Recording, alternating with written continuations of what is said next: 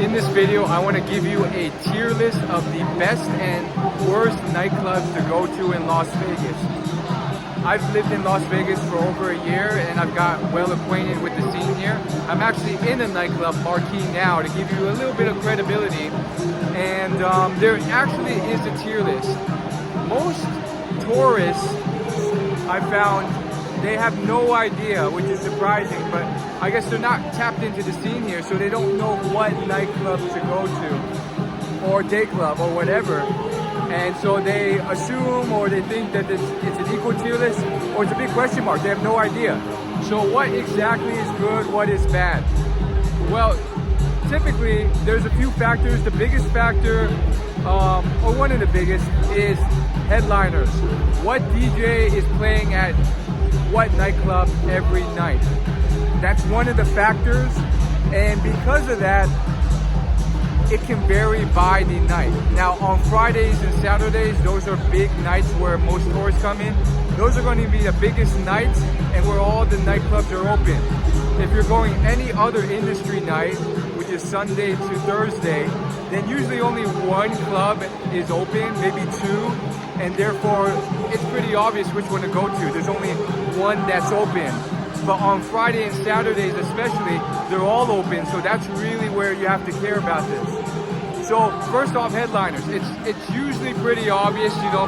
Right now, Rufus de Sol is really big, so wherever he's playing, it's usually the biggest club. Other big headliners, as you can probably imagine, include someone like the Chainsmokers or John Summit.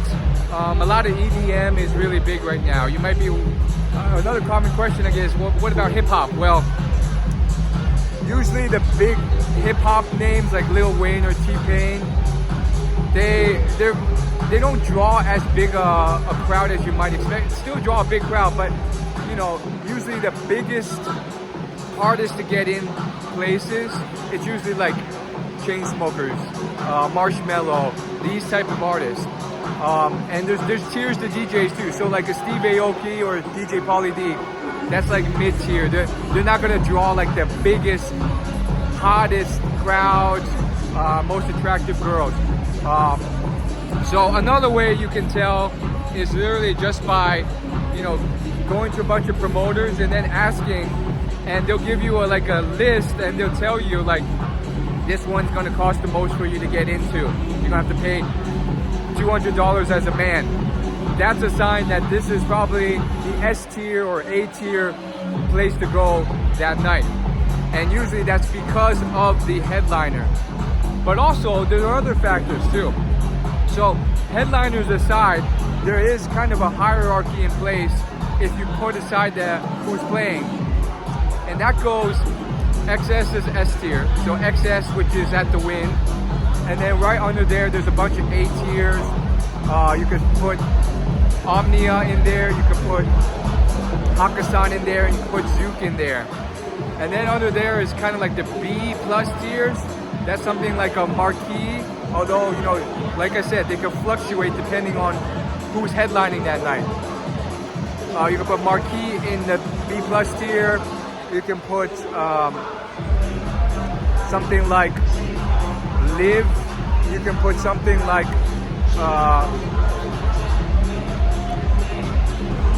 Made. I would keep it there. And then C tier and below is everything else. Dre's nightclub is like C or D tier, and everything else I didn't mention is like Jewel is probably like C tier, maybe B minus on a good night. And that's like just a general hierarchy, and that's just been kind of established based off the reputation of the club at hand, which is kind of a mixture of a lot of factors, you know, how nice the club is, but really the biggest one is like, how big are the crowds that they draw? Are they kind of empty when you go to them, or half empty? Not a good sign. And probably the biggest factor that men care about, are there attractive girls there? Are there mid girls there? Are there not so attractive girls there? And because of these clubs' abilities to spend on headliners, that's ultimately what leads to what brings in the girls which brings in this kind of reputation. And so certain clubs like Jewel or Dre's just have kind of a reputation for like bringing in, and these aren't my words, these are tons and tons of other tourists and locals telling me this, bring in more of like a ratchet crowd, not the most attractive, maybe even unattractive women, or just not many people at all. It's kind of dead. And so you can still have a good time even at Jewel's or Dre's, but that's generally the tier list. XS is the hardest to get into. It's the best one because it's the most exclusive, most attractive people get in there, most high status people get in there. But can you still have a good time at a B tier, like a Hakkasan or Marquee or anything else? Absolutely. There's still great names that go to these, and sometimes, hey, it's kind of fun when, you know, someone like a Tyga or Steve Aoki performs, and it's not even that busy, so you don't have to fight the crowd to get in there.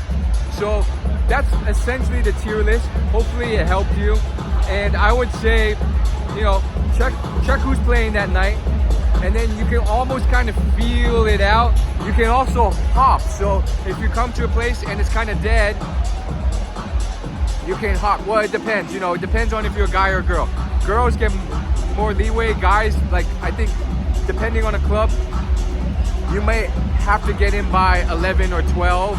There's a cutoff point. So then you have to pay money if you're not on the guest list that the promoter got you on. So, you know, there's some differences, but essentially those are the big factors, like the crowd, what type of crowd are they drawing in, and then the headliner, and then what night it is.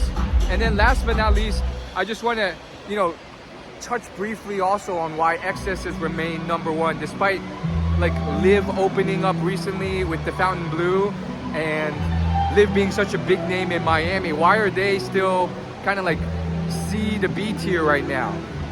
Well, it's not just about having a nice place. It's like, can you fill it? Can you get the best DJs?